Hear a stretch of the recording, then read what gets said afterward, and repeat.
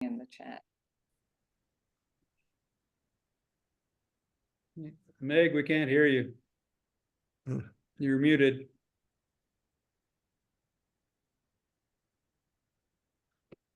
Interesting. Oh, there it is.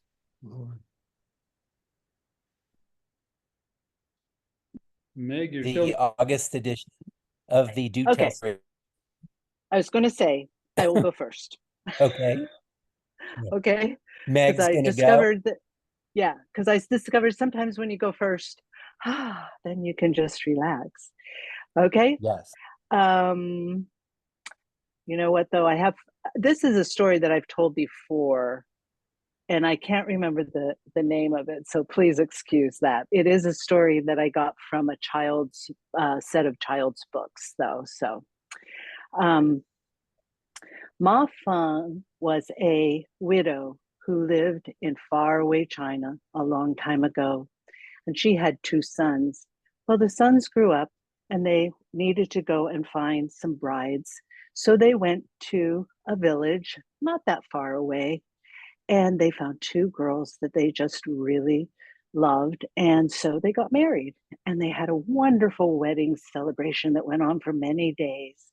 And when the wedding was over, the sons brought their wives, their new brides, back to the home of Ma Feng, where everyone was going to live. Well, one of the girls, her name was Moonflower, and the other one was Lotus Blossom, and they were very, very wonderful daughters-in-law. They did everything for Ma Feng that she wanted them to do. She would cook her favorite food, and they would keep the house so spotlessly clean. And every afternoon, they would bring Ma Feng her afternoon tea on a red lacquered tray to enjoy. Well, the only thing is that after the brides had been there for a while, they began to get lonely for their village and all their friends and family they had left behind. And they asked their mother-in-law, could they please go back and visit in their old village? Well, Ma Feng did not want them to go back. She just wanted them to stay here and take care of her, of course. But they kept pestering her, and she just was getting more and more annoyed at their requests, until one day they made that request again, and Ma Feng said, well, my dears, yes, you may go back and visit your family and your friends in your old village, but you must promise to bring me 2 gifts. And if you do not bring me those gifts, then don't even bother coming back. I would like, Moonflower, for you to bring me wind in a paper. And you, Lotus Blossom, I want you to bring me fire in a paper. Well, the girls were so excited to be able to go back to their village that they agreed immediately and went in and began to pack.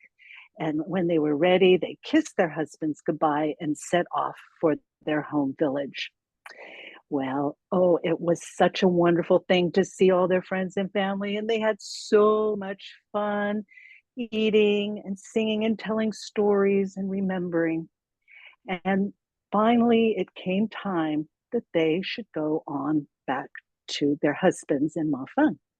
So they set out on the road, and they had gotten a little ways along when all of a sudden, Moonflower stopped in the middle of the road, and she looked like she was struck. And Lotus Blossom said, well, what's wrong? And Moonflower said, I forgot. We are supposed to bring gifts to Ma Feng. If we do not, she said, don't even come back. And I was supposed to get her wind in a paper. And Lotus Blossom said, well, I was supposed to get her fire in a paper. Well, where do you ever find anything like that? Where are we going to find these gifts? Oh no, we can never go home. What are we going to do? And they sat down in the road and they began to cry. Well, they were sitting and sniffling and sighing and crying. And along came a young girl riding on a water buffalo, bringing her herd back to her home. And she saw the young lady sitting at the side of the road. And she said, "Oh my goodness, what has happened? Why are you crying so? What's going on?" And so after a while, the two young ladies told the young girl what was going on, that they had to provide these gifts and they had no idea how they were going to find anything like that. And so they couldn't go home. And the girl said, "Well, that is a problem. Well, I don't live very far from here, so why don't you come home and we'll have some tea and we'll think about what we can do." And so that is what they did. And the two young ladies sat on the porch of the house, and the girl went into the kitchen to make the tea. And she came out and she said, "Now let's think about this. You have to have wind in a paper, and you have to have fire in a paper. Got any ideas?" Well, the young ladies still had no ideas. So after she had served the tea, the girl thought, okay, wait here. And she went into the house. And when she came back, she had something behind her back. And she said, "Look what I have brought." And out she brought a paper lantern with a candle glowing inside of it. "Oh," said Moonflower, "that's the fire in the paper, isn't it?" And then the girl said, "Yes, it is." But I'm sorry, Lotus Blossom said, or Moonflower said, "But what about me? What about the wind in the paper? What am I supposed to do?" Said the girl, and she went back into the house. And when she came back, she had something behind her back. She took it out. It was a fan. And she waved the fan against Moonflower's face. "See? Wind in a paper." Oh, the girls were ecstatic. They were so relieved and so happy that they had the gifts that Ma Feng had required that they bring. And so, after a very pleasant visit and much thanks and gratitude, the two young ladies set off for Ma Feng's home. Well, Ma Feng, she was standing at the window when she saw these girls coming back to the house along the road. She thought, "What are they coming back for? They will have to have those gifts, and they cannot find something like that." And she ran down to the door. And when the girls got to the door, she opened it and she said, "Why are you here? Have you brought the gifts that I required for you to bring?" And the girls looked very nicely at Ma Feng and she said, and Moonflower pulled the fan out from behind her back and she began to wave it at Ma Feng's cheek, and how the wind just cooled Ma Feng's very red face at this point. "Ah, wind in a paper," said Ma Feng. And then she said, "But what about you? What about fire in a paper?" And Lotus Blossom brought the paper lantern with a glowing candle out from behind her back. And she said, "Here." "Ah," said Ma Feng, "fire in a paper. Maybe these girls are a little bit more clever than I gave them credit for. Come in, my darlings, come in and let's have some tea." And that's the end. Hello. You could have said snip, snap, snout. Oh, I could have. I thought about it. That story's told out. I like how you do that. That was wonderful. And it's Yeah. fun, to imagine. So what is that? A fire in a paper, wind in a paper, and you try to guess. I suppose Yeah. if you had children, you could even, what do you think she brought out? That's Yes, neat. yes. Maybe even have some props. That would be fun, wouldn't it? Oh, yeah, that would have been Yeah, great. good point. I Wonderful. just found that one a long time ago and thought it was so cute, and reading the whole thing and then coming to the end. "Oh, yeah, that's right. Mother-in-laws are so tricky, aren't they? Oh, they tricky. Yeah. Or they can be absolutely wonderful, frankly. I hope, anyways, because I am a mother-in-law, so I hope to be one of the Yeah. good ones. Hmm. Yeah. Story, Meg. Okay. So, Katie, am I next? Is that right? I think she's saying yes. Oh, good. All right. Um, Because Laura. so I normally tell, oh, is somebody else in line? No, you're in line. No. Okay. I normally tell personal stories, but I'm working on telling an Indonesian folktale. And this is really, I think if I were a folklorist, I would probably be able to trace it to Cinderella because there is a pumpkin in this. And so some people say this is the Indonesian version of Cinderella. And this is in particular a Balinese version of that. It's called Bawang Putih and Bawang Merah.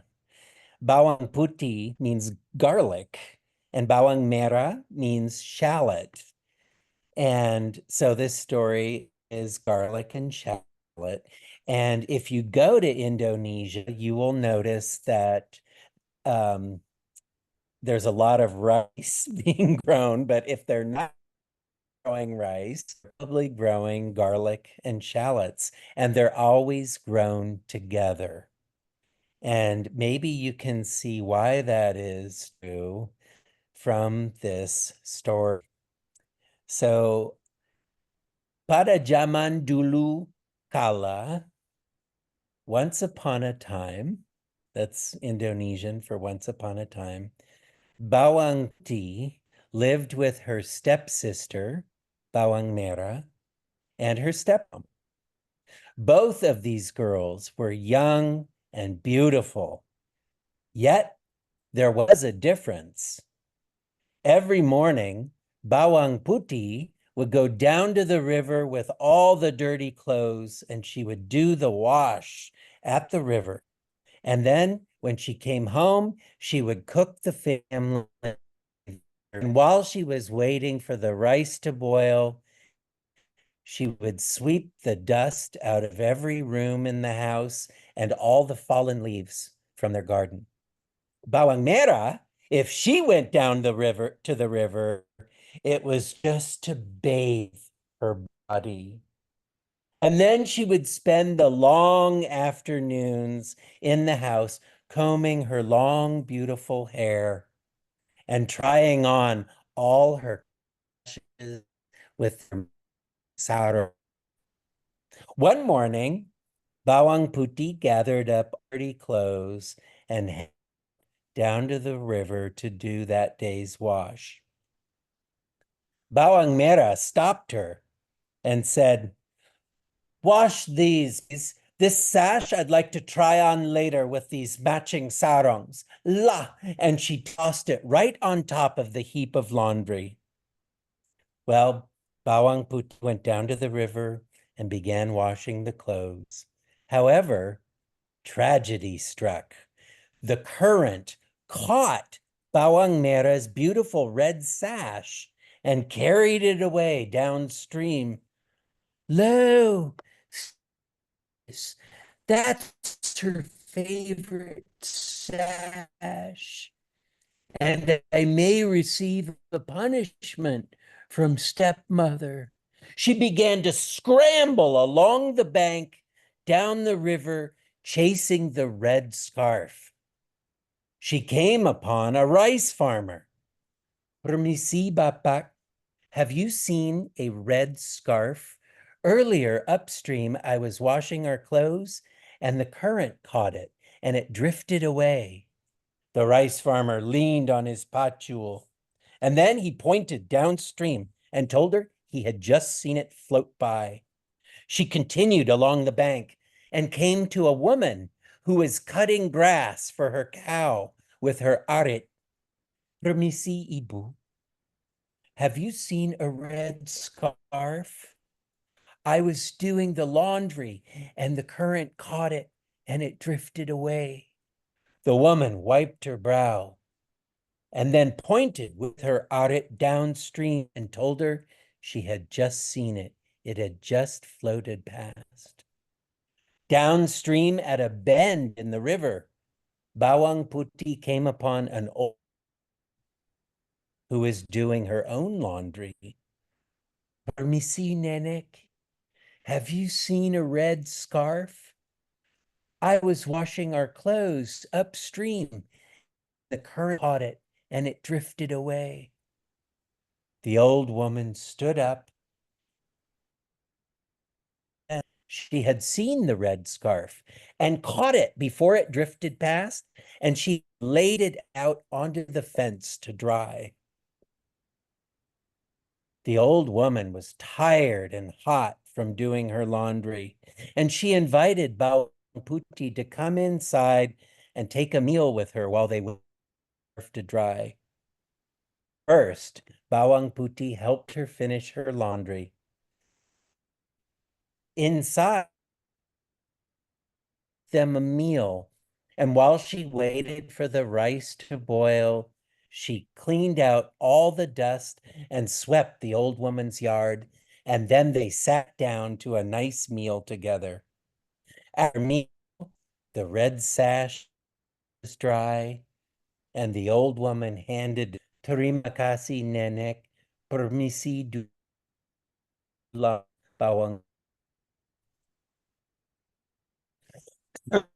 to her.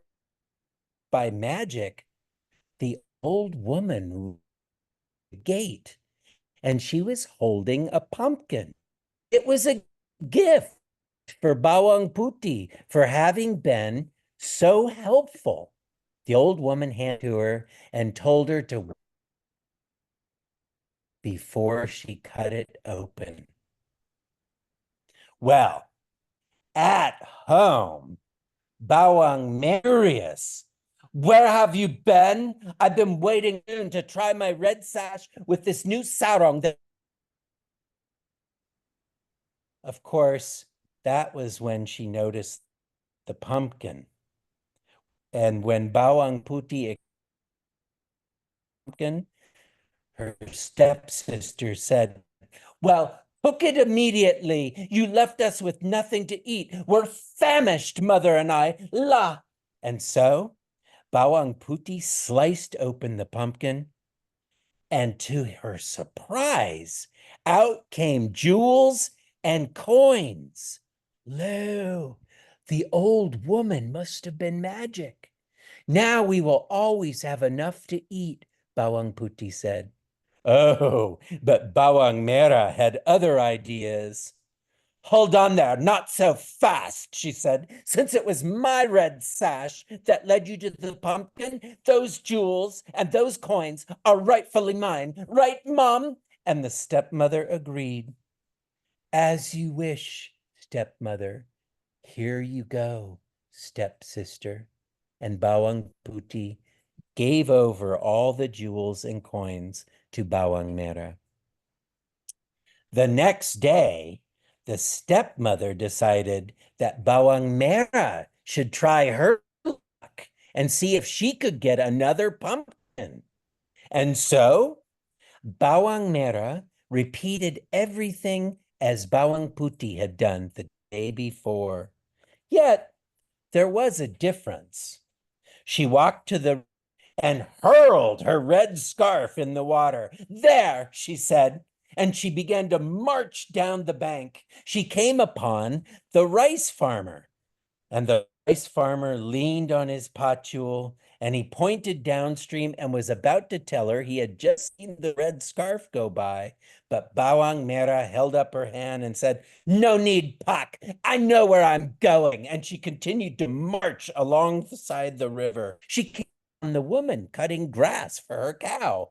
And the woman wiped her brow and took her aret and pointed downstream and was just about to tell her she had just seen the red sash float by. But of course, Bawang Merah didn't have time for this. She held up her hand and said, no need, Bo. I know where I'm going. and she marched all the way down to where the old woman, just as the day before, was washing her clothes. The old woman stood up and pointed at the fence, and sure enough, there was the red scarf laid out to dry, just as it had been the day before for Bawang Puti. She was just about to tell Bawang Merah that he had seen it and caught it before it had drifted past. But Bawang Merah announced, "That's my scarf." Well, the old woman was hot and tired and invited her to come in and have a meal while they waited for it to dry. But did Bawang Merah help her with her laundry? Did Bawang Merah help her prepare a meal? Did Bawang Merah sweep out her house or sweep the leaves from her yard? Absolutely not. "I'll take it now. I'm kind of in a hurry," she said.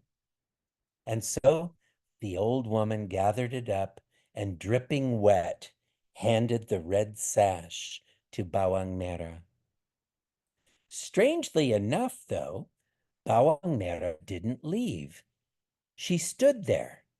She cleared her throat and stamped patiently.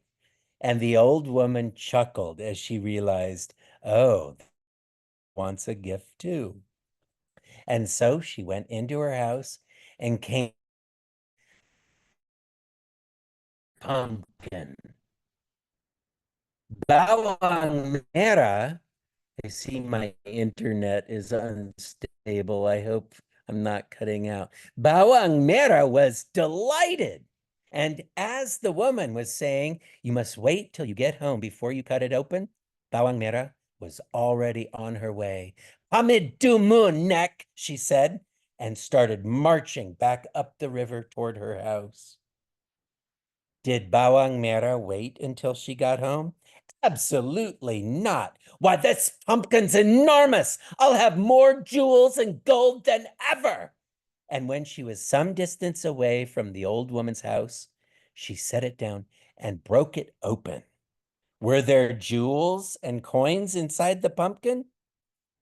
Absolutely not. There were snakes and spiders and venomous insects, and they began to attack her. And Bawang Merah howled with pain, "Adu, adu, adu." Back home, the mother was wondering what was keeping her daughter, and eventually she left the house to go and look for her. Sad, the two were,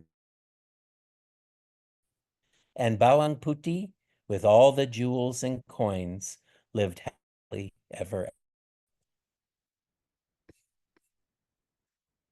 So that was an Indonesian version of Cinderella.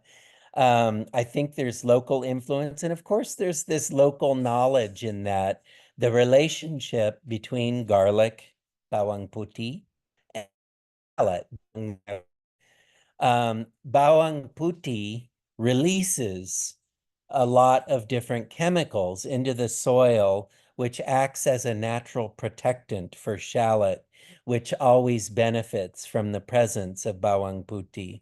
And so the characters kind of reflect that relationship, and it preserves local knowledge in a certain sense. So that was a little rough, but thank you for listening to one of my rare folk tales. I appreciate it. So let's see. I think I have Kenneth next. And everybody in this room knows that Kenneth is one of our original founders. And please welcome to the virtual Do Tell stage, August edition, Kenneth Foster. Well, thank you. I hadn't expected to tell, but as I was sitting here thinking about it, something that you may have heard before was a Nasruddin story. Now, you know that Nasruddin was a holy man, and he lived in the western part of Persia, which is now part of Turkey. And if I remember right, it's about 1200 AD is about the time he lived there. And of course, because of the kind of person he was, there are now thousands of stories that are attributed to Nasruddin. Some are correct and some are not necessarily. But this particular story, Nasruddin, being a holy man, didn't receive any money or substance from the powers that be, the Sultan or whoever was in charge.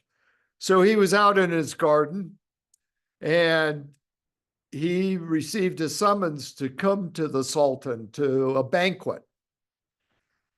And he looked forward to this banquet, and the banquet is a couple of days away. And so over the next couple of days, as he worked in his garden and did different things, he kept thinking about all the things that would happen at the banquet. He enjoyed being there, discussing things of state and things of religion with all of those that were there, and he enjoyed it very much. And the day of the banquet, he was out in his garden. It was a beautiful day. Everything was perfect, and he was just working away, pulling weeds and cleaning the garden and pruning and staking up the vegetables and everything. And he just worked along. He was so happy to be in the garden.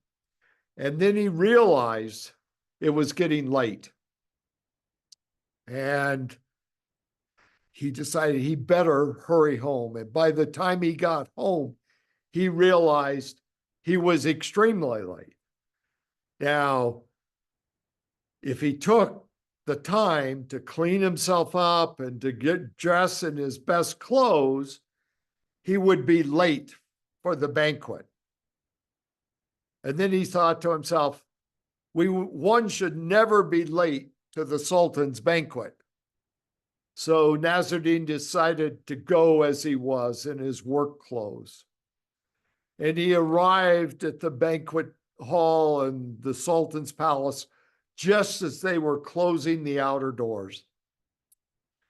And he entered in, and no one spoke to him. No one greeted him. Actually, some of them even turned their backs towards him. And finally, after a while, the banquet doors were opened, and everybody rushed in and took their places. And Nasruddin was led to a rug over by the kitchen door. And he sat there for a while. No one said anything to him. And as the food trays were coming in, everybody just walked right past him. No one served him. No one stopped to look at him. No drink was offered to him. And Nasruddin sat there for a while and then realized maybe it was because he was in his work clothes. And so he got up and left the banquet hall, slipped out the main door, and went home. And he got home, he washed, he put on his finest clothes, those little slippers there, the toes curl up, and the balloon type trousers, and his silk shirt, and of course his favorite possession that everybody loved was his fur coat with the many pockets in it. And the Sultan, or the Nasruddin, went back to the Sultan's palace. And when he went in, the door was opened for him. And then when he entered the banquet hall, the servants that were at the door pounded with their big staffs on the floor and announced, Nasruddin Hoja. And immediately the Sultan got up from his rug and came over and kissed him on the cheek and hugged him and invited him to sit at his rug in his place. And the Sultan started serving Nasruddin and bringing all kinds of things to him and said, oh, try this. This is good. And oh, look at this fruit, how fresh it is. And Nasruddin would, thank you, thank you. And as he would pick up the fruit, he opened his coat, put the fruit in the pocket. When the lamb was served, oh, the lamb was so juicy and tender, and it smelled delicious of herbs. He picked up the other side of his coat and put in that pocket. And then the figs and the other things that were served, and he put it in this pocket. And the wine was just superb. And Nasruddin smelled it. Oh, it smelled so good. And then he poured it in his upper coat pocket. And by this time, everybody was looking at Nasruddin. And the Sultan is like, what are you doing? He says, well, when I was here before, no one greeted me with a kiss. No one said anything to me. But now, as I returned, I'm feeding the one that was invited.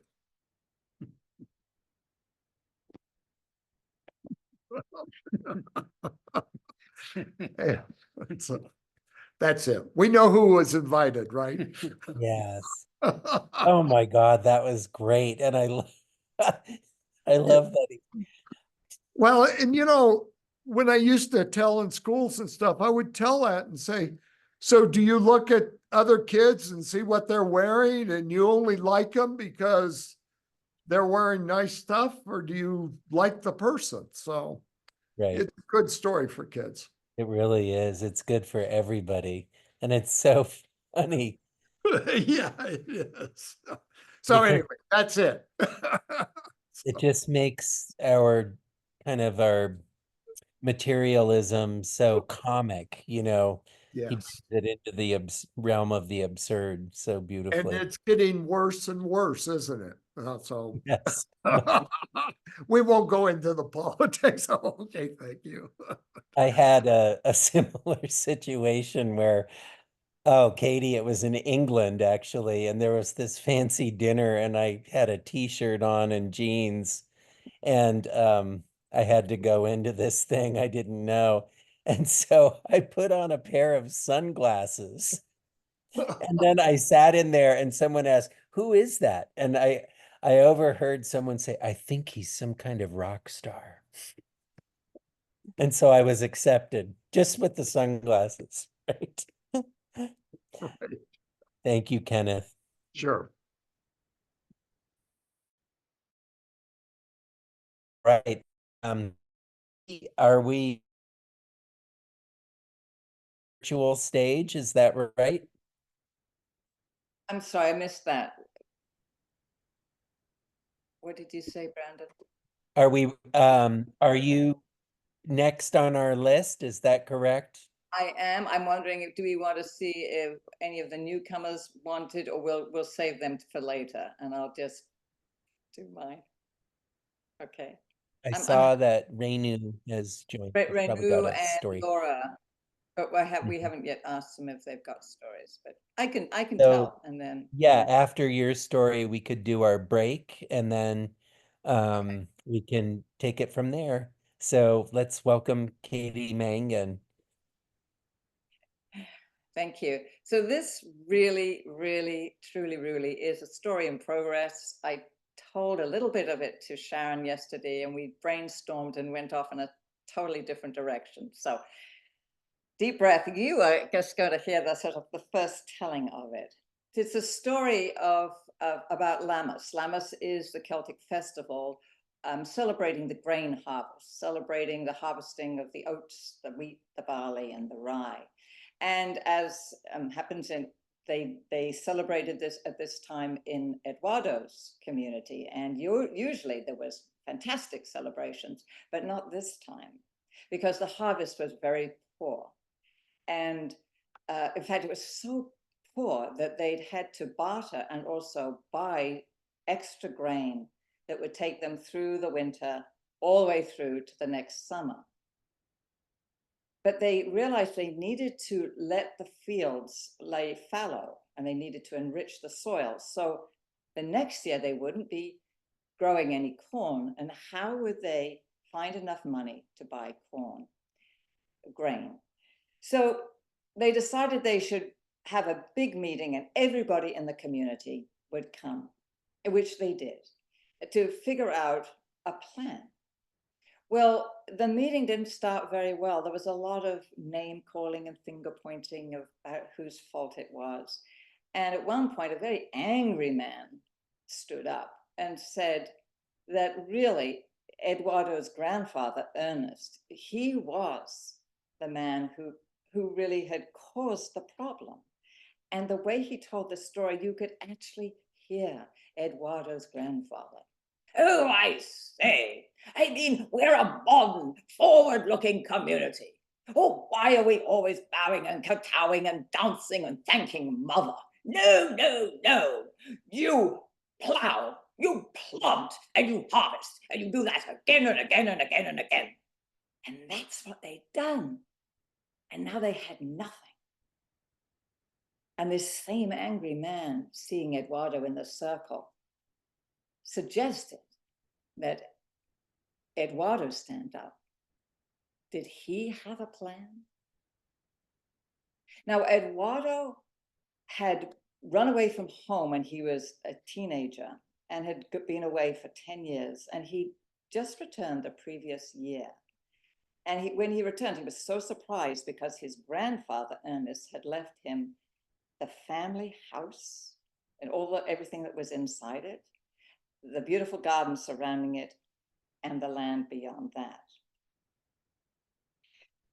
And nobody really knew sort of this older version of Eduardo, and they were curious to see or to hear what he had to say. So Eduardo stood up, and he was quite imposing, man. He was very tall, and he said a word, but not very loud. And people, what did he say? And he repeated it, sheep.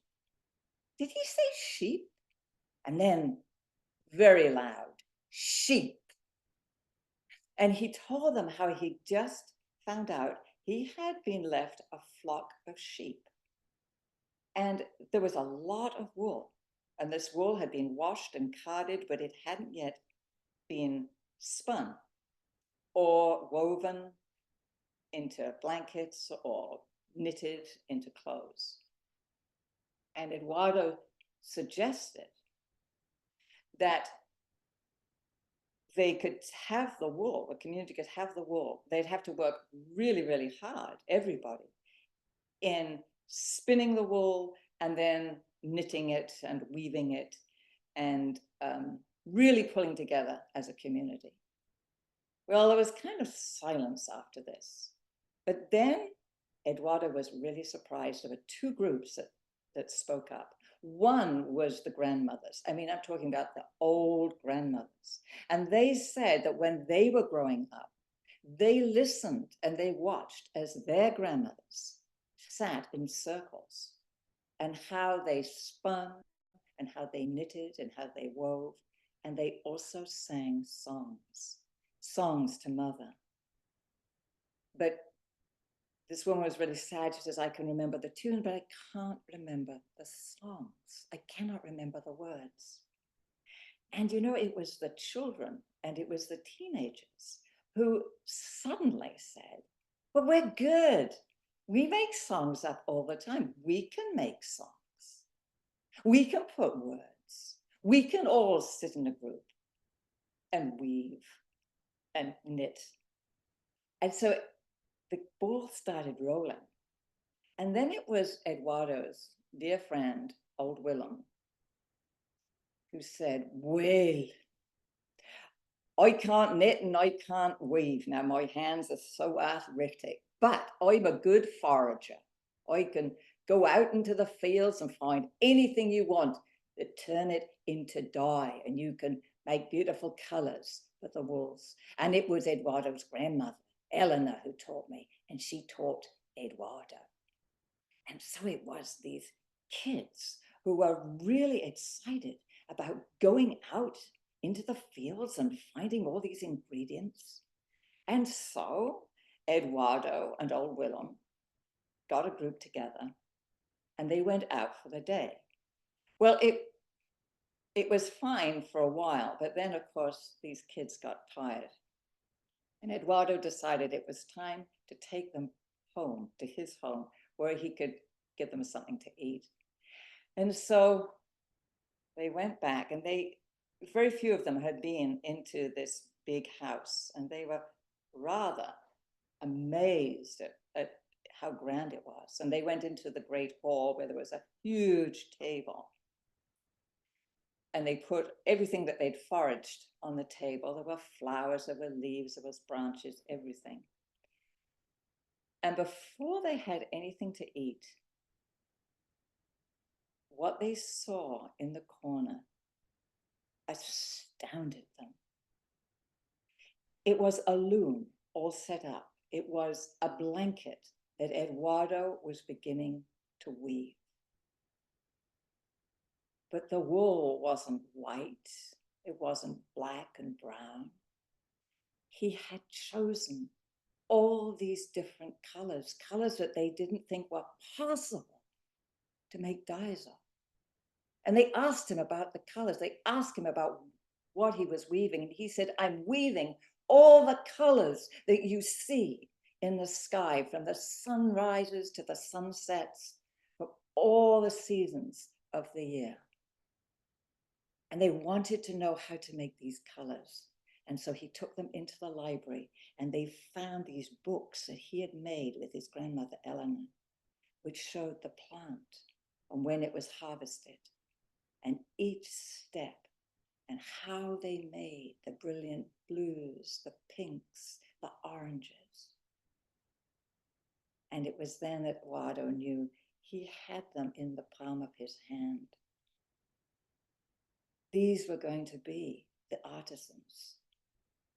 This was the generation that was going to put the community on the map.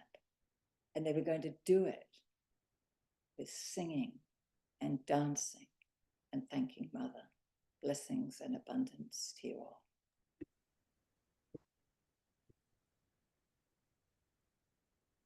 Wow.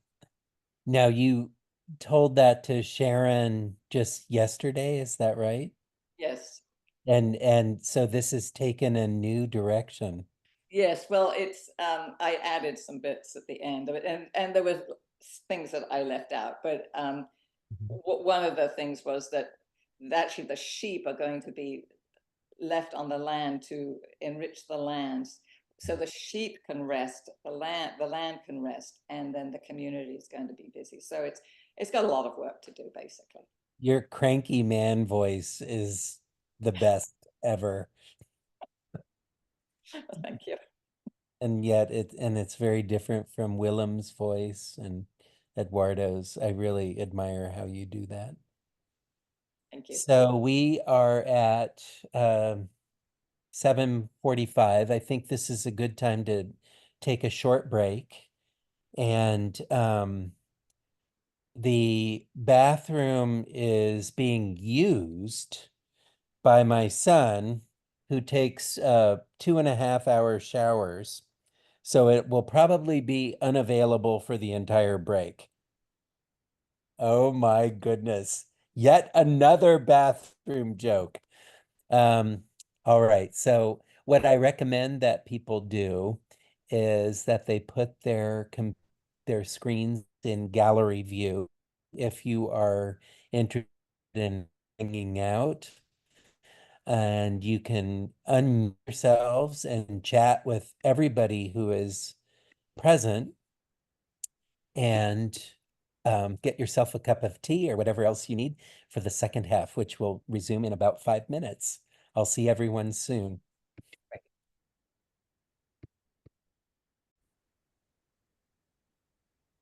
Welcome back, everyone. August edition, Do Tell Story Swap. As usual, we have our midpoint where we introduce ourselves and there's a little prompt, and that's followed by monthly announcements usually by our chair, Meg Brown. And so we'll get going. Let's begin with our monthly prompt and our introductions. This month, we are asking a specific question. August never used to be this, but now it's time to go back to school. All the students are going back. Mine are all back on campus tomorrow. And so the prompt is about teachers. Who is a memorable teacher that you had and why? And it doesn't have to be for a good reason. And in fact, Katie and Meg and I were thinking that the ones we remember aren't always the good ones, right? And that's my case. I'm Brandon. I'm a high school teacher here in Santa Rosa, where the Do Tell Swap is based. And my memorable teacher is a chemistry teacher, and he was really a strange one. And one of his many quirks was that he had pet flies. Ooh. He loved bottle flies and black flies. And he would throw this rotten stuff in a cage and raise all these flies, and he would sit there looking at them and talking to them. It was really, really strange. I don't know anyone else who's ever been attracted to flies. So that is my strange, memorable teacher. I guess I could say his name, but I won't. John Leidy, I'll say it. All right. And so, Reinu, I don't even know if it is time to go back to school where you are because our semesters are so different, but maybe you can tell us about a memorable teacher and where you are. Okay, I am Renu and I am from Chennai in India, which is the southern part of India. And my memorable teacher would be a lecturer in college. I had actually finished my first year of undergrad and I had come to Chennai. I was in Kerala then. And I couldn't get admission for the second year here. So I had to go back. I'd already taken my transfer certificate and everything else. And I was doubtful whether they would take me back. But when I was standing outside the principal's office, one of the lecturers came by and she was quite an important person there. And then she peeped into the principal's office and she said, "Why is Renu waiting here?" And the principal said she wants to get her and she wants to get admitted back into the college. And I'm wondering because she's already left with the TC and everything. And then this lecturer put her arm around me and she said, "She's one of our bright students. You have to take her back." And I felt so good about myself then. And I can never ever forget her. I'm sorry I've forgotten her name, but I remember her face. That's a real nice memory. Otherwise, all my other memories of teachers are very bad. Beaten on the knuckles, being beaten on the calves when you're doing exercises. So those teachers I don't want to remember. Oh my God. Okay, thank you, Reinu. And it's nice that you remember a positive teacher. And next up, we have Katie Mangan. Hi, I'm Katie Mangan. I live in Santa Rosa. And my most memorable teacher was a history teacher. Her name was Miss Ralston. She was short and tubby, and we called her Toady behind her back. And I guess we totally misbehaved. And so she made us, this was at a boarding school, we had to memorize the reigns of all the kings and queens of England. And she totally ruined one weekend for us all.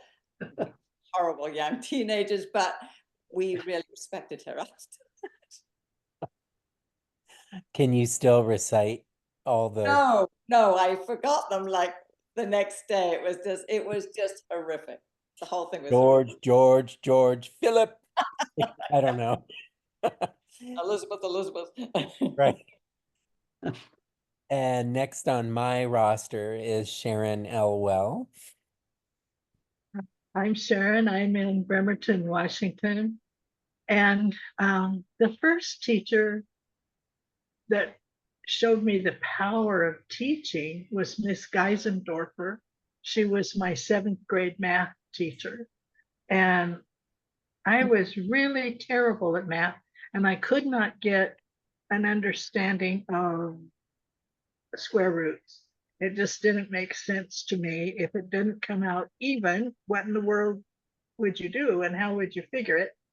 And as long as I was in the physical room with her, in her presence, I understood it. So all the way through high school, I was going back to her room after school and saying, okay, tell me again how this works, because when I was with her, I had it. And as soon as I walked out the door, it was gone. So I was fascinated with the power she had over information. She would have been good to have around when you took the SAT. Yes. Thank you, Sharon. And next on my screen is Kenneth and John. Okay, you want me? I'll Go go. ahead. When you first brought it up, I started thinking about a negative experience, but then I remembered Mrs. McKay. She came along in high school. I had dyslexia when I was a kid. Well, I still do. I still get things mixed up. But I was not a very good student. And Mrs. McKay was the drama teacher at high school. And it was the first time I'd ever had a positive experience. And I realized that I could memorize things. And of course, that's how I was getting through life because I couldn't read. So I'd memorize things. And I love drama. And I guess that's why I became a storyteller. I like being on the stage. I like being in front of everybody. But it, all the way up to 10th grade, I always felt like the dumb kid. And all of a sudden, here she was giving me positive strokes. And I thought it was great. Yeah. Well, my name is John, and I'm from the road right now. I don't live I anywhere forgot except to say in where I front of was. his house for the next day or so. Let's see. The teacher that stands out to me was my fourth grade teacher, Mrs. Swift, and it was not a good memory, I'm afraid to say. She was a very strange person, and I don't remember exactly why in the classroom she was strange, but I remember she was in charge of one of the school events, for the PTA meeting or something for the parents to come. And so she said, oh, we're going to do a fashion show, and all the boys are going to dress as girls and wear the fashions, and all the girls are going to be little flowers. So we did this, and my buddy and I showed up in tights and whatever else our mothers or sisters loaned us. So it was kind of, I don't know what you'd say today about something like this. Some people would be very upset. Some people would be very upset about this kind of thing. And at the time we were going, eh. Okay, so that was Mrs. Swift. Yeah. And I forgot to say where I am. I'm in Ephraim, Utah. Utah. That's right. Thank you, Kenneth. Yeah, he's in Ephraim too. I'm on the road. Kenneth, when were you diagnosed with dyslexia, or when was it identified? It wasn't really identified until I got to the Navy. Ah, Because, interesting. in the 50s, I was in elementary school in the 50s, and in high school, well, I graduated in 63. So, you were just a dumb kid and stupid. You would not, and like most adults said to me, you're not going to amount to a hill of beans. Oh. And then when I got into the Navy, they diagnosed it. And I'll tell you, I appreciate the Navy. They taught me to read. They taught me to think things through. And it's a sad situation. So many kids and people in my generation.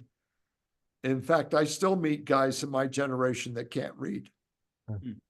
It's nice to hear the Navy was already on top of that. Yeah, yeah. And thank goodness for that. They gave me a test, figured out that I was smart enough to be a hospital corpsman, and taught me to read. And then they sent me to Vietnam to get shot at. So They tricked you. Oh, gosh. Thank you, Kenneth. sure. Thank you, John. No, there we go. And next on my list is Gay. How are you, Gay? Well, my story is a little sad. My memory of the teacher that I had that was, I was in elementary school in New York, and and I'm not really sure what grade it was, probably fifth grade, I'm not sure. There was a woman that just had come in from a convent who was thinking that she wanted to be in the real world and influence people in another way than she had been in the convent. And it was, the sad part of it was she didn't understand. We were a bunch of little jerks. And the boys were really horribly mean to her, and she couldn't discipline. And the sad part was the class got out of control, and it wasn't her fault, but it was something that I'm sure she learned a lot from us. Not me specifically, but from the class. I was one of the good girls. But it was something that left a big impression on me. There are fewer things more terrifying than being put in front of 38 elementary school kids. It's really something. It can be the most terrifying experience ever. All right. Thank you, Gay. Next up, we have Meg. Yeah, that does sound like a really bad situation. You know, okay, I learned something very important in my senior year in high school. First period was civics, which is where you learn about how the government operates, right? And it was first period, and it was boring. But the teacher, now remember, so this was like 1968, 69. And so there was a lot of politics, as you'll remember, swirling around at that time. And this teacher would have been a trumper in this day and age. Very conservative, very controversial, the current youth culture opinions and the way he presented things and everything else. And I thought he was just awful. I thought he didn't know anything about the world. I just couldn't believe that he thought all this stuff.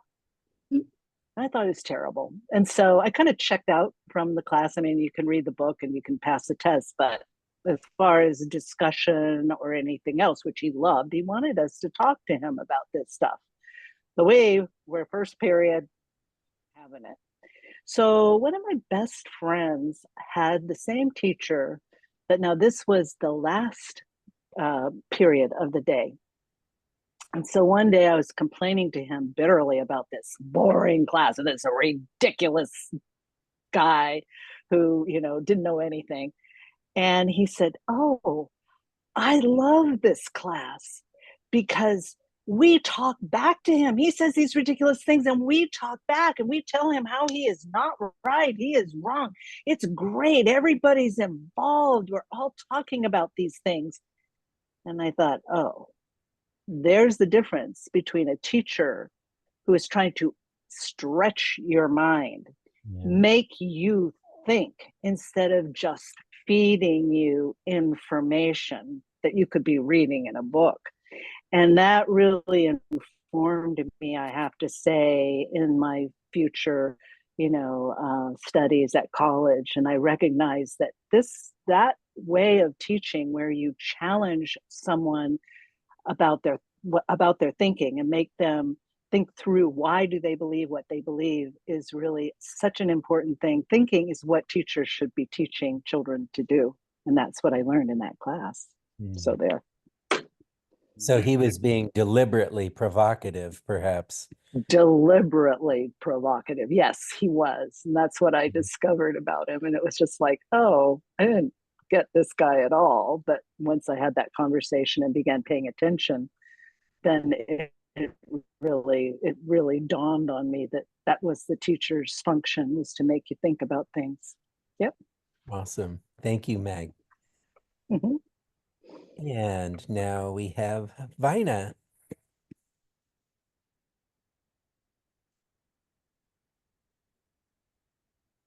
Oh, she's muted. Muted, Vina. Yeah. Can't hear. Mute.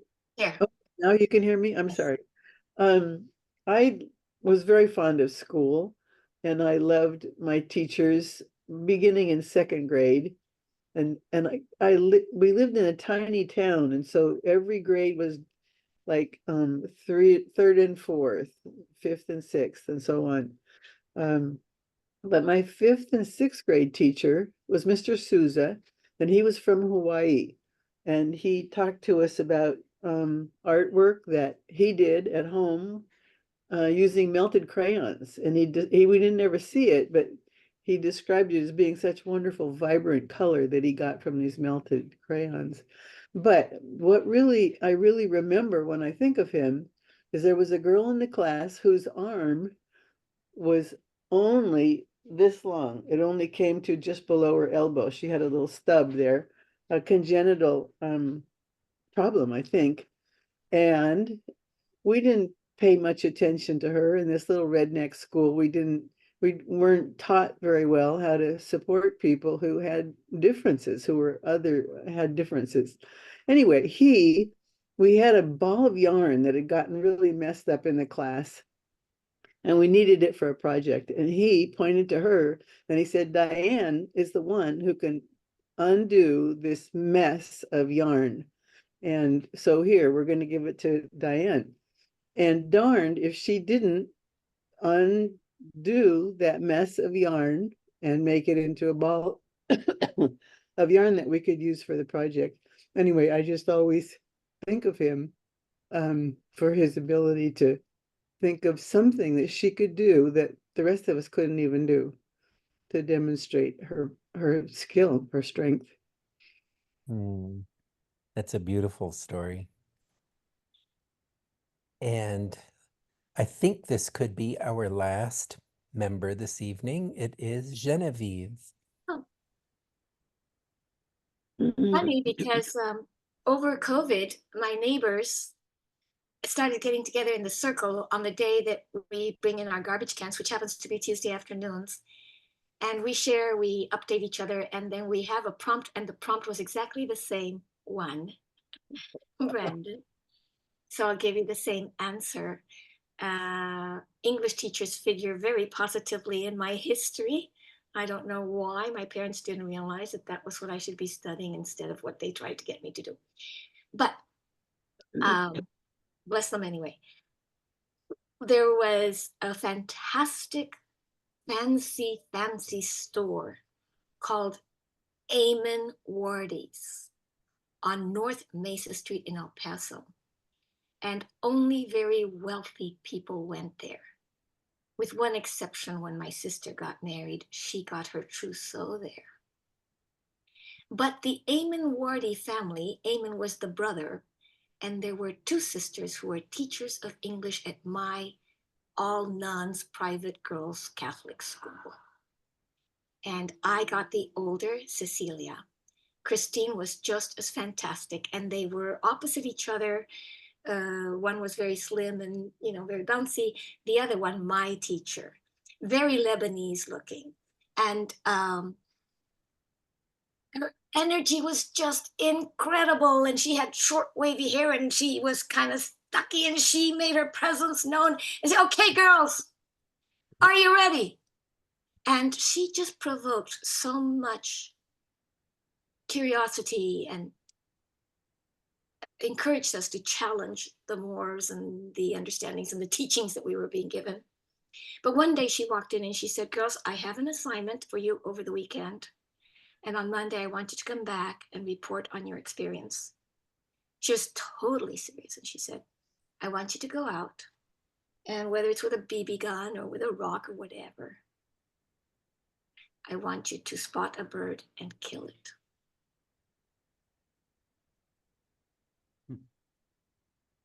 And then I want you to write about what that felt like or what you think about it, whatever. Were you empowered? Whatever. And she went through and she said, so just that's your assignment for Monday. And then she went through the whole class and said nothing. And then she said, all right, girls, now about the assignment. I would never have you kill another being. But I want you to go home and come back on Monday with a report on whether you considered doing it and why.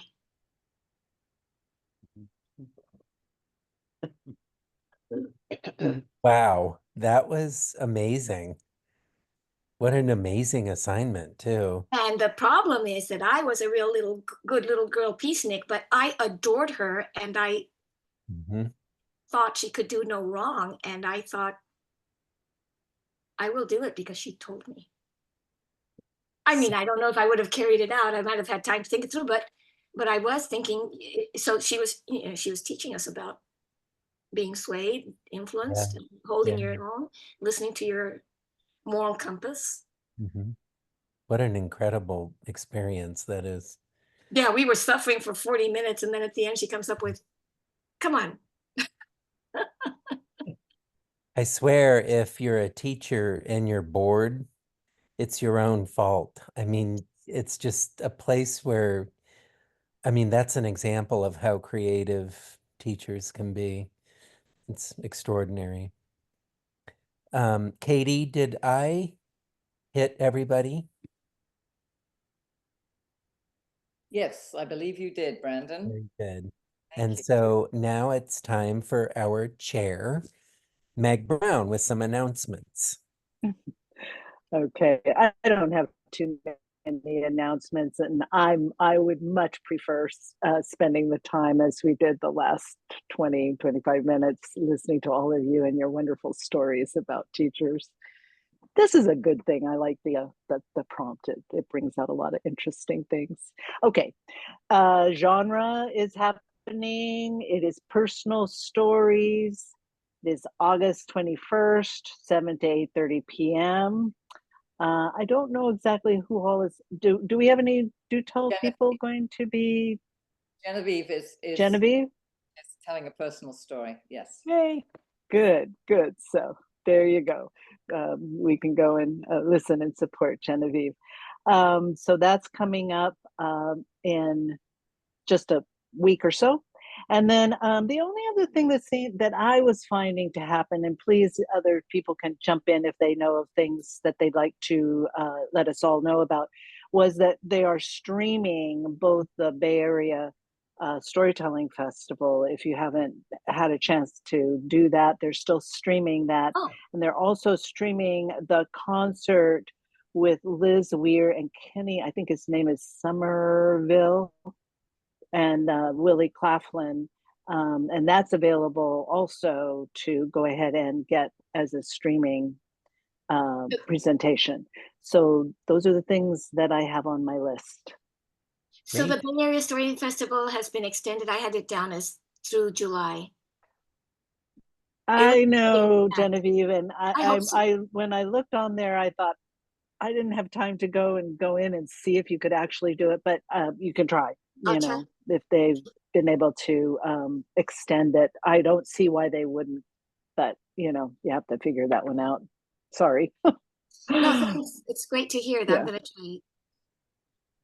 Yeah, go to the SAC website. They always do have a lot of good things on it. And actually our website does too. So don't forget to check out Do Tell's website for things that are coming up or things that have been, or, you know, this kind of streaming. And remember that we have our swaps. We'd have a link there on the Do Tell Story Swap, and we still have the videos up of our gems. And I just recently sent a link on that one to my daughter because I told her, you have to listen to these stories and then you'll get a treat, because there's mom in that story too. So it's good to know. And check out that website. It's Irma does a wonderful job of keeping it going and keeping it up. So we appreciate that. Great. Thank you, Meg. Mhm. And so kicking off the second half, please welcome to the Do Tell stage, Renu.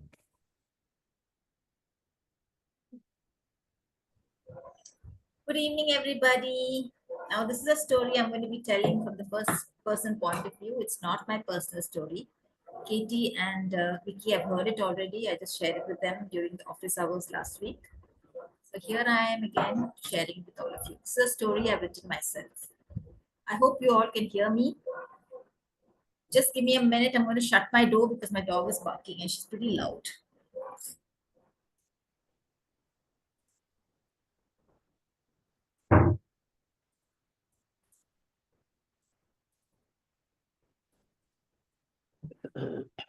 Okay, so here goes. I was born into a house that resonated with music. My mom, a renowned vocalist, and my dad, a mridangam exponent. Mridangam is a percussion instrument that's used by classical singers in South India. I was a bit of an aberration or a mistake in the life of my parents. I was born when my mom was 40 years old and my dad was about 46. They didn't really want a third person. They were so much in love with their music and with each other that I was a kind of unnecessary distraction. My mom always treated me like I was some kind of something that she had to tolerate. She probably loved me in her own little way. I was always well looked after. As a child, somebody would accompany me to school. My safety was first priority for them. But no hugs, no kisses, no I love you. And so I grew up feeling pretty indifferent to them. But of course, I had my aunt, my mom's younger sister. She loved me. She wasn't married. And so she sort of took me under her wing. She gave me a lot of hugs and kisses. She would tell me stories and made my life bearable. I love to sing. In fact, one day when my mom, on the rare occasion she came to school, met my teachers, and they told her, you know, your daughter, Bhagirathi, has a beautiful voice. Why don't you get it trained? My mom looked at me as though, really? How did that happen? Didn't she know about genes? Didn't she know that I had a good voice too? Then my teachers insisted. She said, okay, I think I will train her myself. And so every morning around 4 o'clock, she would wake me up and we'd sit together. I actually enjoyed those times because that time my mom's focus was entirely on me. I would sing and sing and sing, and she would correct me when I went wrong. And so years went by. When I was 16, she told me, Bhagirathi, I think now you need to go to Guruji. Guruji? I was amazed. That was her own teacher. She still went to him because she always felt there was something more to learn. And of course, if that's true in music or in anything else, I guess there's always time to improve, to learn, to explore. And so my mom took me to her Guruji. Guruji, he's a very simple man, always dressed in a white, crisp kurta and a veshti. He looked very simple, but he was a powerful man.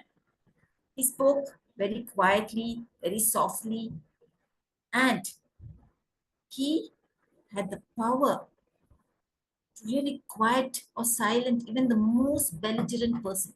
You just simply lift one eyebrow and the person would quieten down. I don't know what kind of power he had. Well, I started lessons with him. I didn't like him. Never, ever did he pay me a compliment. He always said, not bad. Okay, do it better next time. I thought, what? Why am I studying with this man? One day I lost my temper and told my mother, I don't want to learn with Guruji anymore. Send me to some other teacher. She looked at me like this and said, really, Bhagirathi? He's the best. You want to lower your standards? By all means, go find yourself a teacher. And so I decided better to continue with him. Every time there was a program, he would always invite the senior tellers or so-called senior tellers. I knew my voice was so good, but he never ever asked me. I continued to learn. Years went by. Oh yeah, I forgot to tell you. My dad passed away when I was about 18 years. He died when he was on the way to a concert in a road accident. My mom was shattered. I remember those days when they used to laugh together. I used to wonder, are they having a conversation which I can't hear? The house was silent afterwards. My mother sort of shrank into herself. She hardly ever spoke to me. I didn't mind. My dad's passing was pretty much okay for me because I didn't feel anything for him. I hardly ever conversed with him now, not if we have any kind of a relationship. He was my biological father, but that's it. I continued my lessons. I'm 25 now. And all of a sudden, my Guruji called me and said, Bhagirathi, get ready. Tomorrow there's a huge concert. I've been invited. It's one of the biggest auditoriums. 5,000 seating capacity is going to be full, so get prepared. Prepared for what? I asked. Just to accompany me, and Sujata will come too. Sujata? Why Sujata? Her voice wasn't as good as mine. What was he saying? I hope he gives me a chance this time to start the beginning song. He always gives it to the seniors. Oh my God, I'm so excited. At the same time, I'm so nervous. I went home and I told my mother, Ma, you know what? Guruji's invited me for a concert. Good for you. Have fun, my mother said. Okay, I knew it. I went to my aunt. Really, Bhagirathi? Oh God, I'm so excited for you. Have fun. I'm coming too. Am I invited? Yes, of course you're invited. I always call her Saraswati because she didn't want me to call her aunt. My mom would sometimes look at her like this and say, Saraswati, it seems. Named after the goddess of learning. And what do you know? Don't want to learn music, don't want to do anything, just sit there and write. God alone knows what you're writing about. And my aunt would just smile and wink at me and leave. That was their relationship. Sisters. Anyway, it was the day of the concert. I got dressed. I wore my favorite purple sari with a green border. The nice matching purple blouse. I looked at myself in the mirror. Oh, I look beautiful. My big dark eyes I had inherited from my father.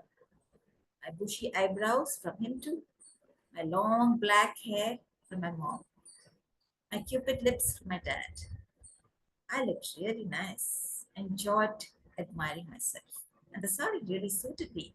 I wasn't fair or dark. I was somewhere in the middle. But I know my skin was glowing.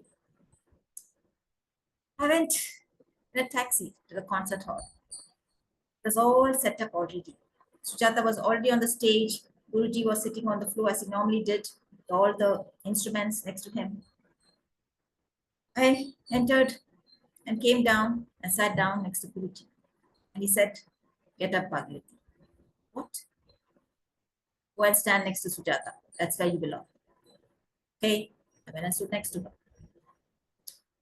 Sujata sang the song. Then Guruji looked at me and said, sing. What? What was he talking about? He wants me to sing now? I looked at the audience. All was crowded. Guruji's name brought in numbers. Oh my God, he wants me to sing now when I'm not even ready? God, only God can help me. I remembered his words. He had told me long back. Put your hand out like this and hold it in your fist. You're taking the audience's heartbeat into yours. Yours and the audience heartbeat should beat as one. Remember this, Bhagirathi? I remember the first class I had actually done this physically and I said, no, do it in your mind. Don't do that. People think you're mad. And I'd never ever forgotten that. And now silently in my mind, I did that and held the fist tightly next to my side. My whole body was tense. I wondered if my voice would even come out. But I started to sing. And then I remembered the second thing he told me. Always sing, and then listen to yourself singing, Bhagirathi. That's the only way you can correct yourself. And so I heard myself sing. My voice came out loud and pure. It soared and soared like a bird flying up into the heavens. And I continued to sing. I had my eyes down. I didn't dare to look at the audience. And I sang my heart out. And when I finished, there was absolute silence. Tears started falling from my eyes. Was the audience disappointed? I looked at my Guruji and he gestured and asked me to look up. I looked up, the audience was on their feet. And then came the applause. It was thundering. Oh my God. I started to cry. Tears of gratitude, tears of regret that I had misjudged Guruji.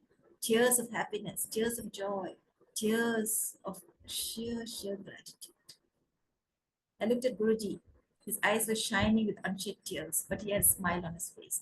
And when I looked into the audience, my aunt and my mom were sitting next to each other. And my mom was crying too. That really tore me apart. That's it. Thank you.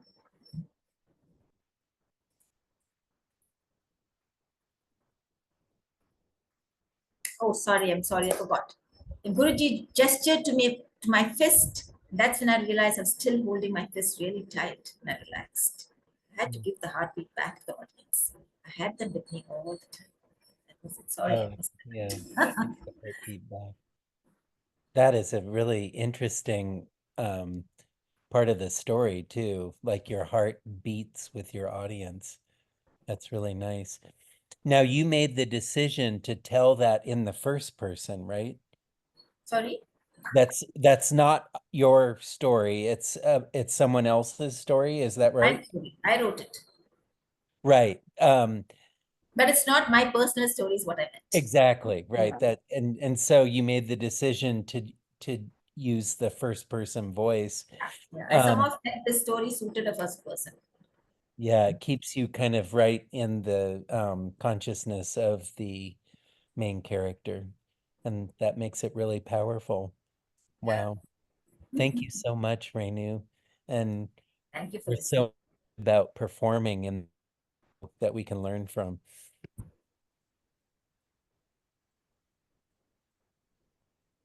All right.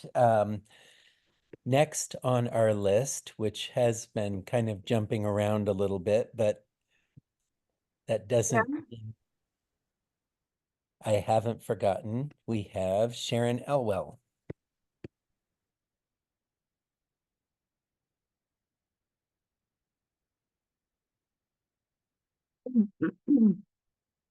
This story, I was scheduled to tell it, and they ran out of time. And so you may have heard it before, but I have to tell it again because I was locked and loaded to tell it, and then I didn't get to. And it's one of my favorites. It was written in 1902 as one of Kipling's Just So stories. There were 356 stories about King Solomon. Suleiman the Magnificent, King Solomon, the son of David. This is one of them, but it's not the one about the ruby with the hole in it.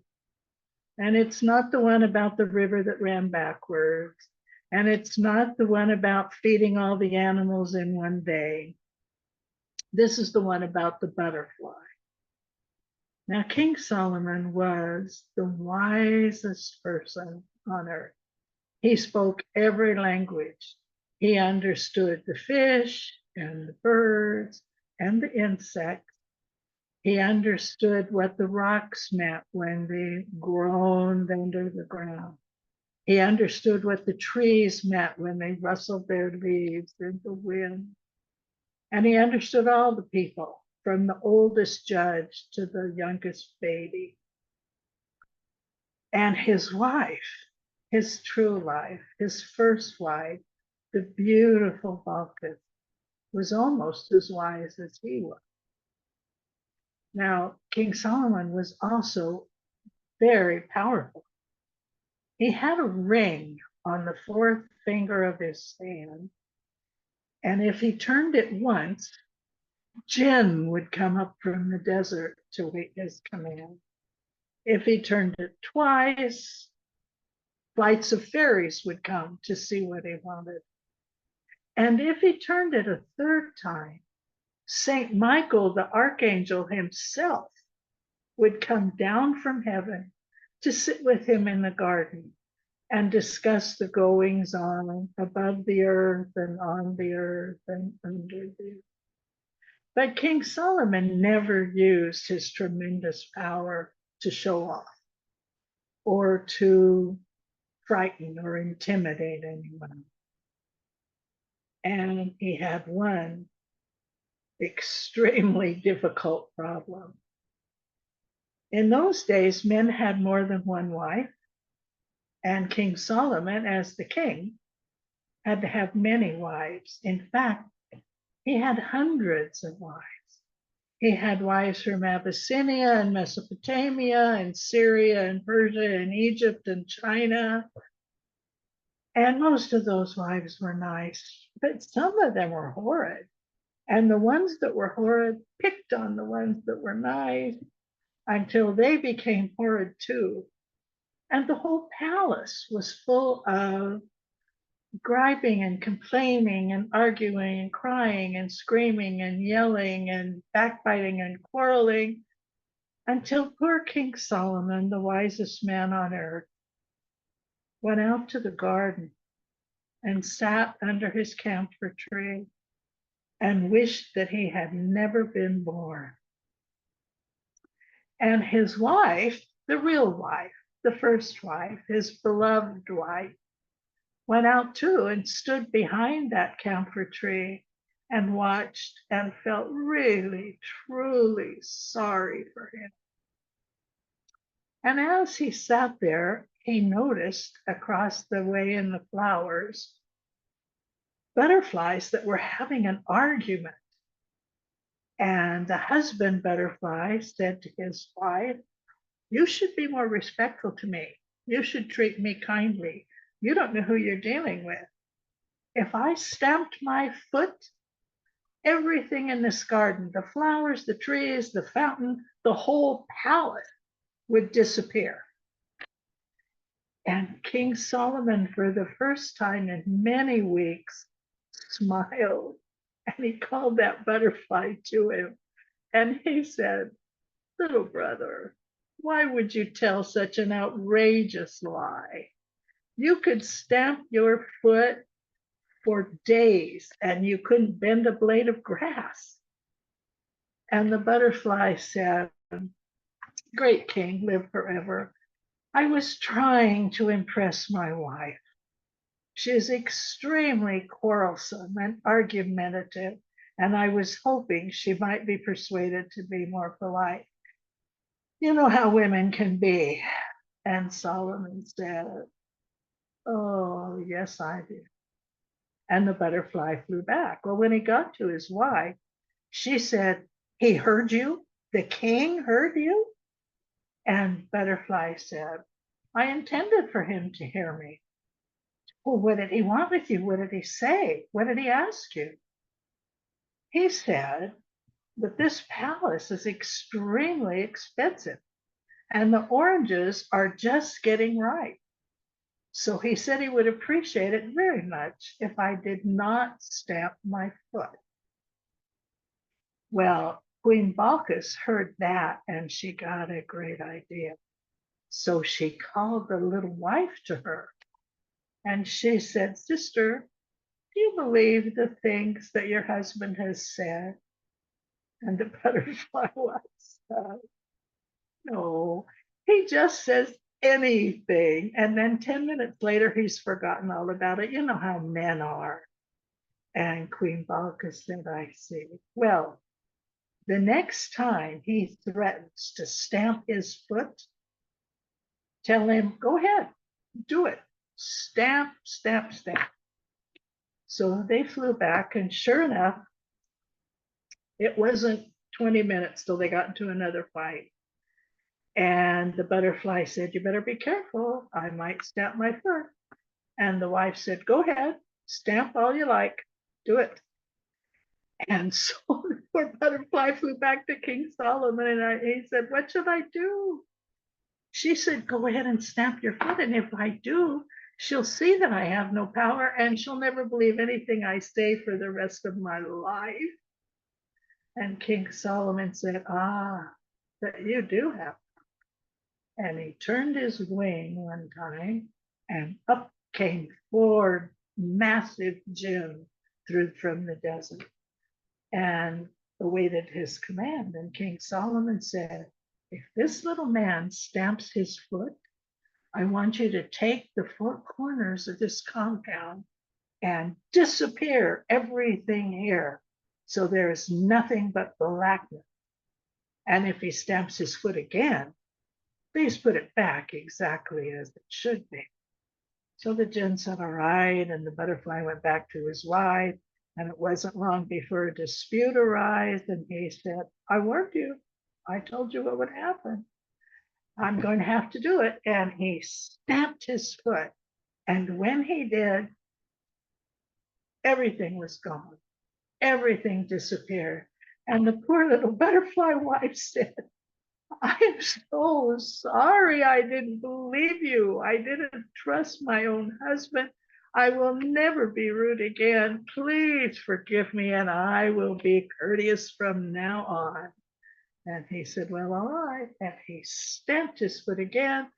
Whew, and everything was back in perfect order. And for the first time in many weeks, King Solomon laughed. And then behind him, out of the palace, came wives, dozens of wives. And they ran up to Queen Bacchus and they said, what happened? What happened? Is the king dead? And Bacchus said, no, he's right over there. See how he's laughing? He's having a wonderful time. And the queen said, well, what in the world would have caused what happened? Everything went black. And she said, oh, Solomon was just helping his little friend, the butterfly. Turns out he had a quarrelsome wife and he needed to impress her. And the wives went, oh, if he would do that to help the butterfly, just think what he might do if we do not behave more respectfully. And they turned and tiptoed back into the palace. And King Solomon had peace in his household. Sometimes things that we do to help other people solve our own problems as well. And that's the end of that tale. Thank you, Sharon. Is Queen Sheba one of his wives too? That is that's a historical thing that people argue about, but it doesn't look like it. She came to ask him the famous question. She wanted him to solve all the things of how the world works and why does the sea come in tides and all these different things. And then she went back home. So right, she returned and possibly carried his child. Possibly, but I don't know. Then Haile Selassie claimed that he descended from that line. I was just wondering, I don't think I know much about Queen Balkis. That's really interesting. Yes, Haile Selassie claimed that, and he also claims that they have the Ark of the Covenant. Yes. They're in the same palace. So I would just love to know the answer to those questions, but I don't. That was a fantastic story. Thank you. And I don't think I heard you tell that the first time either. So I'm really lucky I got to hear that. Oh, good. I'm glad. And Sharon, where were you supposed to tell that? Where they ran out of time? Where was that? In Seattle, up here where I live. Okay. Mm-hmm. All right. Well, thank you. Thank you. All right. We have one final teller on this list, and it is Genevieve. Yay! Please welcome to the virtual stage, Genevieve. Before we start, I want to know if you actually want to listen to this story. What happened when we first came on, there weren't too many of us. And so I said, well, maybe I can just pull something out of thin air. But then we've had a full night of wonderful stories. So if you don't want to listen to something pulled out of thin air, we can just wrap it up, or I can pull it out of thin air nevertheless. It's entirely up to you. It was just a challenge to see whether I can just come up with a story on the fly. And it's not a bottlenose fly. I think I'm seeing a lot of thumbs up. Okay, all right. Okay, so this is sort of like what we do in Toastmasters, where you'll get a prompt and you get to cook something up in less than 2 minutes, or that's less than 2 minutes long. But here goes. I have absolutely not done this at all, okay? Our lives come back to us in unexpected ways, and when they come back to us, we make unusual connections that tell us more about the people who were significant in those lives. Not too long ago, one of my brothers sent me a new version of what had been, I think it was an 8mm film that my dad took with a little wind-up camera. Not too long after we immigrated, but long enough that I had come back from my first hospital visit where I had my first surgery for cancer. And we had come from Guadalajara, Mexico, and we were about to be treated to our first view of snow, because a few hours from El Paso, Texas, to which we had immigrated, was Cloudcroft near Ruidoso, New Mexico. Ruidoso is a town that you will recently have heard about because it too, like all those many other places in the world, was in flames. But back then it was rich and beautiful and green. But if you went to Cloudcroft, you discovered the magic of snow. This little film, which was in black and white, told a lot about this immigrant family's story. The kids were all having a great time, the older ones. There was a long log on which my mother stood and on which I sat because I was the scrawny, sick kid. And occasionally I would kind of gather up a little bit of snow from the log and throw it at one of my brothers, but everybody else was rambunctious. I was calm and nevertheless mesmerized by the snow. At one point, my father decided to expand my vistas and took me up a snow-covered hill on his back so that I could slide down on a piece of cardboard. And the movie shows that as well. What happened after that, however, was that my dad had a lifetime of back problems for which I felt responsible. Years passed, and we would occasionally go back to Guadalajara. My mother used to teach Americanos, Spanish language and literature. And I used to tag along for the most wonderful summers you could imagine. I was in high school by then, and my dad was having a flare-up. My mother was going to go to medical school when she was young because she had such a gift for healing, except that it was not seen as a proper field for a young woman by her family members. She nevertheless had that uncanny ability to heal.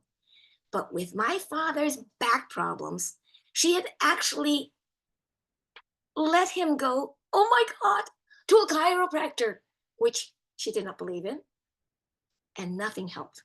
He went to a doctor, and nothing helped. He didn't want surgery. So one day my mom and I went to the Mercado Libertad, which is a big, wonderful market. I had no idea what she was up to. My mother, the healer, was about to yield some of her power to someone else. And as we walked among the stalls with piles full of rice and piles full of many-colored beans, and dresses and rebosos and rosaries and images and chili-covered tamarind, we made it to a very unique stall where there was a golden-eyed owl in a big cage, and there were dried bats, and there were claws and wings and shark's teeth. And oh my God, the stall owner just took one of those mice and gave it to me.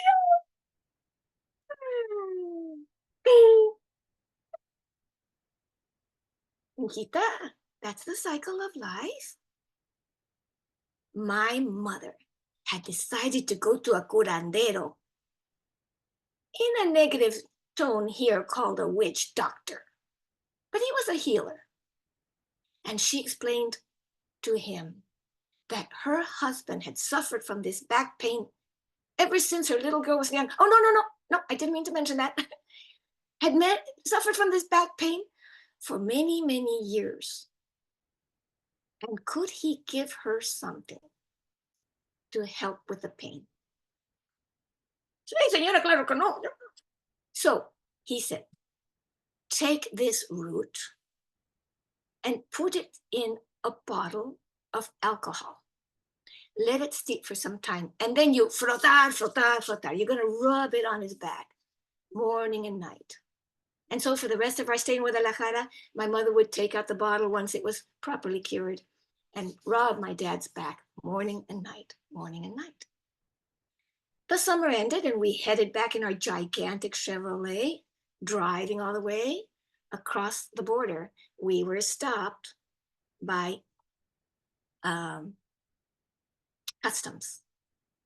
And my mother's big suitcase was hauled out, and it was opened up, and all her beautiful, perfectly folded dresses were there. And smack in the middle, diagonally positioned, well covered and cushioned by her clothes, was the bottle of alcohol with a chopped up root that my mother had used to give my father some relief from his pain. The customs officer said, "And what is this?" He held up this bottle with a cork in it and some weird stuff floating in it, now kind of goldish brown hue. And she said, "Oh, yes, sir. That is medicine for my husband.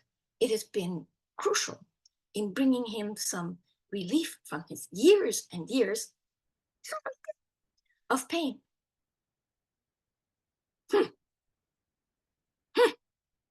What's in it? She says, "Oh, it's just a traditional folk remedy, sir." "All right, go ahead." And we made it home. Decades passed. Now I'm at my parents' house, and my brother is clearing out my father's office where he keeps his bottles of different long, unfinished liquor and so forth. And as they are emptying these bottles into the kitchen sink, I spy one and I said, "Hold on, Tommy. Do you know what this is?" "No, I have no idea. It looks really weird. It's obviously not something we can drink." And I said, "No," I said, "that's something that we got in the summer of 1969 when we went to Guadalajara. And Daddy was suffering from this pain. And we went to a curandero. He gave my mother this substance to heal my dad." "Oh, okay."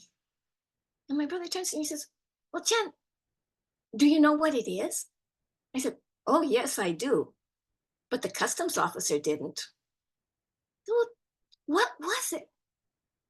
I said, "Well, the indigenous people call it the cocoon root. Cocoon in Nahuatl is peyote."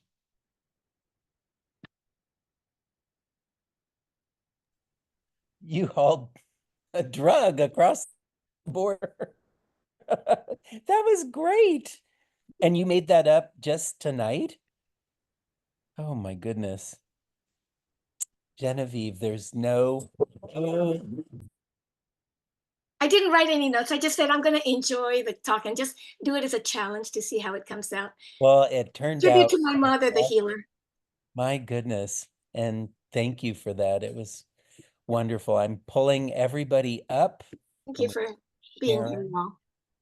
Y'all. And Katie.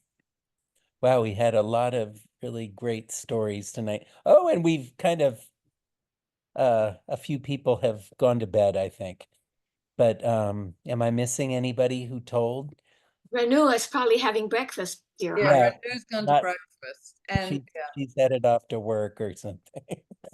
Well, it was certainly nice to see everybody and to hear about all your teachers and hear all the wonderful stories tonight. And I guess I'll bid you adieu until September when we get to meet again. Thank you all. See some of you next Wednesday. Thank you. Okay. I'll probably be retelling the kidney transplant story. Ooh. Thank you, everybody. Bye, Kenneth. Good to see you. John, the best wishes. Yeah, safe travels, you too, John. just John. Bye, Meg. Bye, Katie. Bye, Vina. Bye, Genevieve. Bye-bye. Oh, thank you. See you Wonderful. next month. Okay. Thank Bye-bye. you, guys. Wonderful.